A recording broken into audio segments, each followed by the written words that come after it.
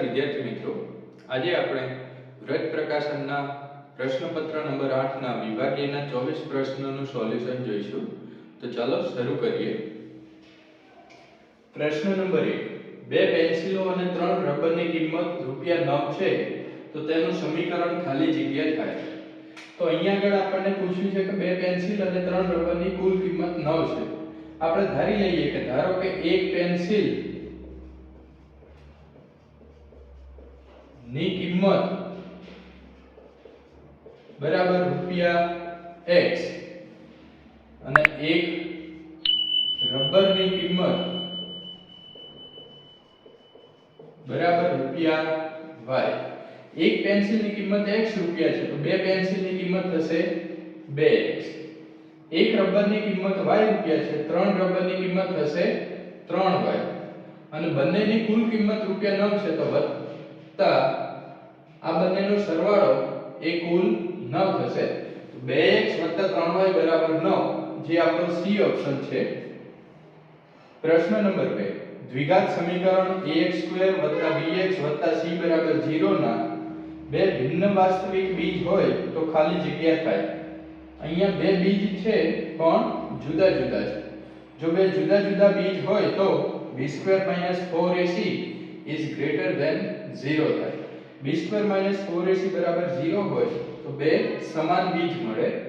b² - 4ac less than 0 હોય તો એક પણ વાસ્તવિક બીજ મળશે નહીં. પ્રશ્ન નંબર 3. શ્રેણી 10 7 4 નું 30મું પદ ખાલી જગ્યા છે.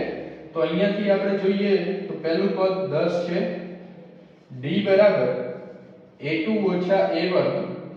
a2 એટલે કે બીજું પદ 7 છે, a1 છે 10, 7 - 10 એટલે કે -3 આવશે, જે સામાન્ય તફાવત છે.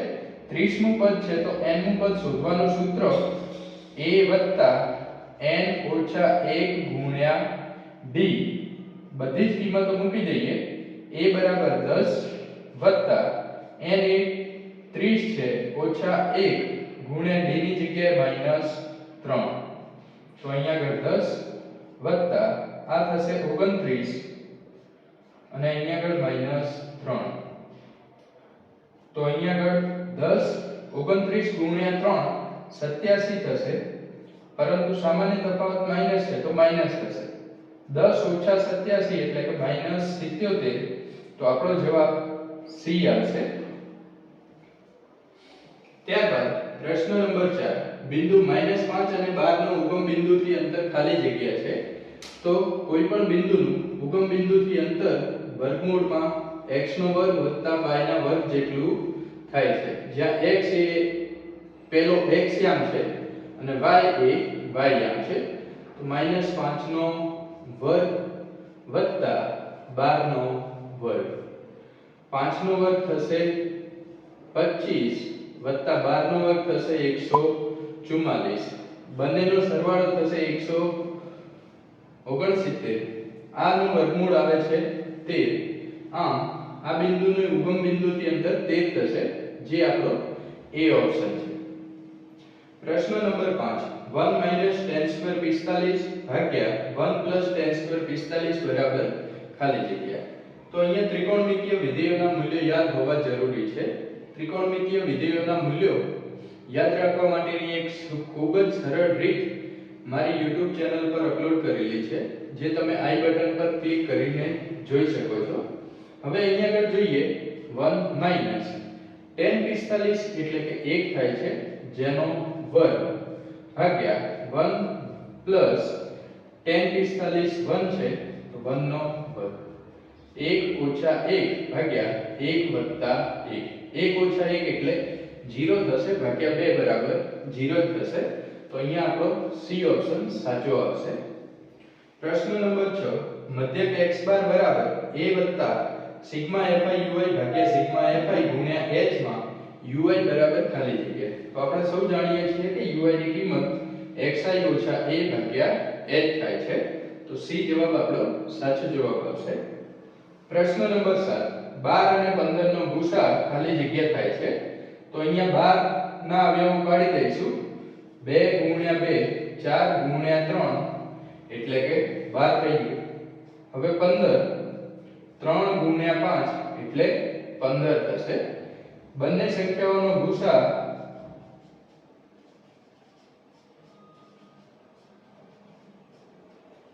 ગુસા એટલે સામાન્ય અવયવોની નાનામાં નાની ઘાત. સામાન્ય એટલે કે બંનેમાં હોય એવું. અહીંયા 3 છે અને અહીંયા 3 છે, બાકીનો કોઈ પણ અવયવ સામાન્ય નથી, જેની નાનામાં નાની ઘાત એક જ છે, એટલે કે ગુસા થશે 3.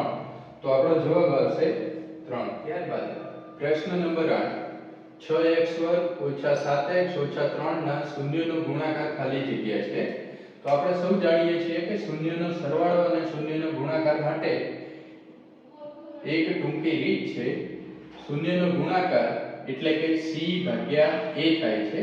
તો c એટલે કે છેલ્લો જે અચળ પદ છે, જે -3 છે, ભાગ્યા a એટલે કે પહેલું પદ નો સહગુણક જે 6 છે. તો 3 2 6 જવાબ આવશે -1/2. તો આપણો જવાબ -1/2 આવશે. પ્રશ્ન નંબર 9, જો p of a બરાબર 0.35 હોય તો p of a બાર બરાબર ખાલી જગ્યા થાય. આપણે સૌ જાણીએ છીએ કે p of a વત્તા p of a બાર બરાબર 1 થાય છે. p of a ની જગ્યાએ 0.35 મૂકી દઈએ વત્તા p of a બાર બરાબર 1 થશે. તો માટે p of a બાર બરાબર 1 ઓછા 0.35. 100 માંથી 35 બાદ કરો તો 65 આવશે. અહીંયા એ જ રીતે 1 માંથી 35 બાદ કરશો તો 0.65 આવશે.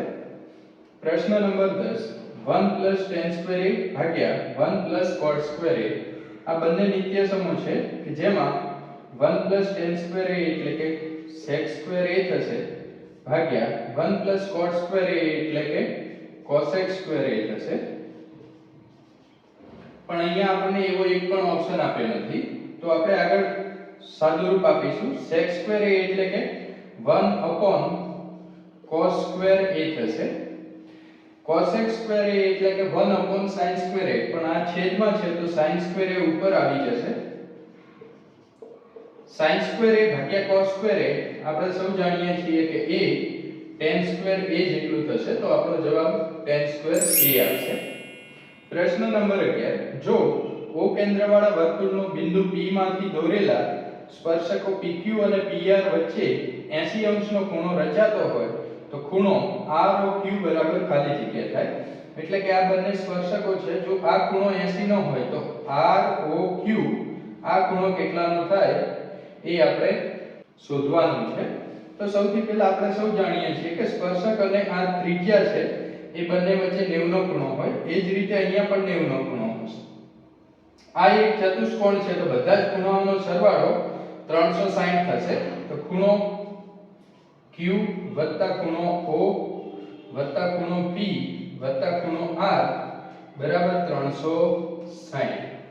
Q નું માપ 90 થશે વત્તા O નું માપ આપણે શોધવાનું છે. P નું માપ આપણને 80 આપેલું છે. R નું માપ પણ 90 છે, તો અહીંયા આગળ 360. O નું માપ શોધવાનું છે, તો એને આ બાજુ રાખીશું, બાકીને બધાને પેલી બાજુ લઈ જઈશું. 360 ઓછા 90, આ પણ પ્લસ 90 છે, આ બાજુ આવશે તો માઈનસ 90. આ પ્લસ 80 છે, આ બાજુ આવશે તો માઈનસ 80.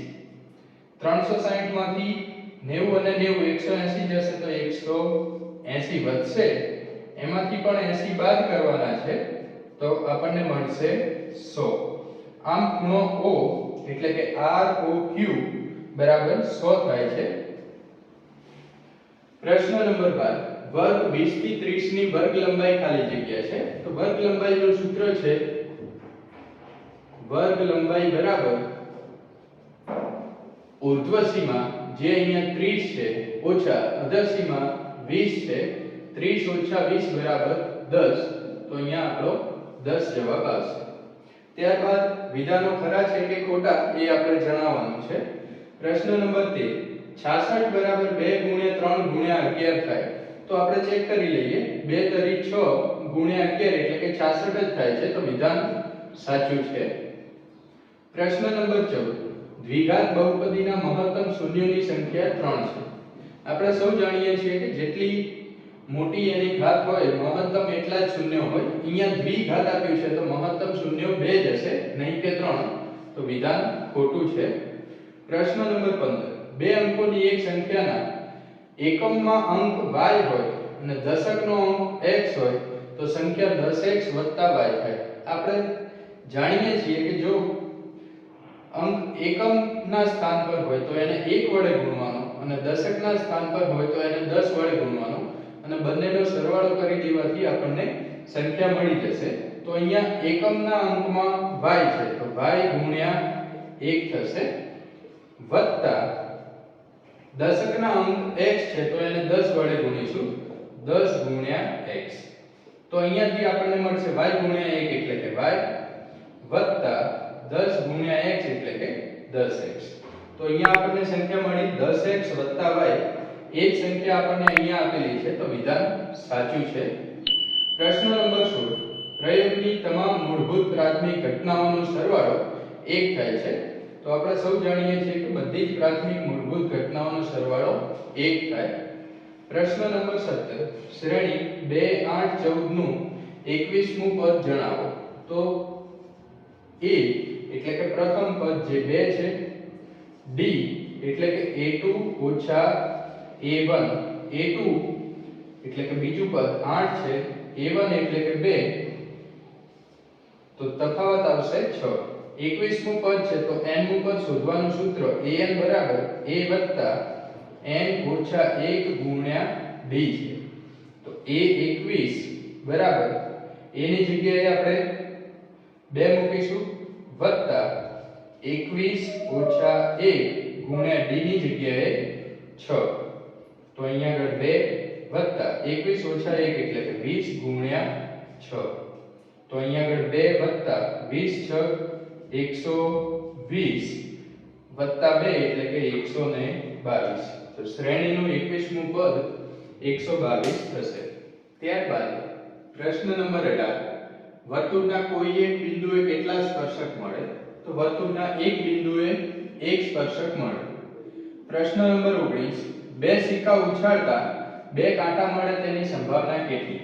બે સિક્કા ઉછાળતા કુલ 4 પરિણામો મળે જે આ પ્રમાણેના હશે.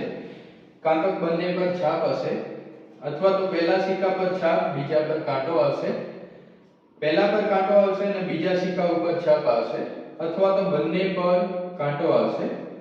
હવે આપણને પ્રશ્ન પૂછ્યો છે કે બે કાંટા મળે તો બે કાંટા મળે તેવા પરિણામો 1 છે ભાગ્યા કુલ પરિણામો આપણને 4 મળે છે. તો બંને કાંટા મળે તેની સંભાવના 1/4 થશે. પ્રશ્ન નંબર 20. નીચેના આવૃત્તિ વિતરણ માટે બહુલકીય વર્ગ જણાવો. તો બહુલકીય વર્ગ નક્કી કરવા માટે સૌથી વધારે જે આવૃત્તિ હશે એ વર્ગ એ બહુલકીય વર્ગ હશે. તો આવૃત્તિમાં જોઈએ તો અહીંયા 16 એ સૌથી વધારે છે તો વર્ગ 20 થી 30 એ બહુલકીય વર્ગ થશે. ત્યારબાદ જોડકા જોડો. પ્રશ્ન નંબર 21. 10 રૂપિયાના સિક્કાનું કુલ પૃષ્ઠફળ. 10 રૂપિયાનો સિક્કો કે જેની આપણે જો જાડાઈને ધ્યાને લઈએ તો તે એક નળાકારનું સ્વરૂપમાં હશે તો નળાકારનું કુલ પૃષ્ઠફળ 2πr ગુણ્યા r વત્તા h થશે. તો C જવાબ સાચો આવશે. 3 સેન્ટીમીટર ત્રિજ્યા અને 3 સેન્ટીમીટર ઊંચાઈવાળા શંકુનું ઘનફળ. તો શંકુનું ઘનફળ આવે છે નળાકારના ઘનફળ કરતા ત્રીજા ભાગનું 1/3 પાઈ r² h. અહીંયા આગળ 1/3 આપણને જવાબો પાઈમાં જ આપ્યા છે તો પાઈની કિંમત મૂકવાની જરૂર નથી.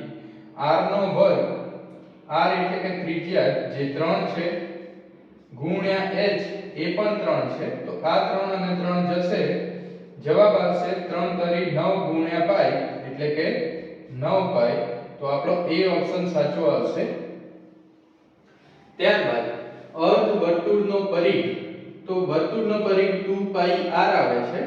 અર્ધ વર્તુળનો પરિઘ એટલે કે એના બે ભાગ તો 2 અને 2 કેન્સલ થઈ જશે તો જવાબ આવશે પાઈ r જે આપણો C ઓપ્શન છે. લઘુચાપની લંબાઈ પાઈ r થીટા ભાગ્યા 180 થશે તો આપણો એ ઓપ્શન આવશે. આમ આજે આપણે પ્રશ્નપત્ર નંબર 8 ના વિભાગ A ના 24 પ્રશ્નોનું સોલ્યુશન જોયું.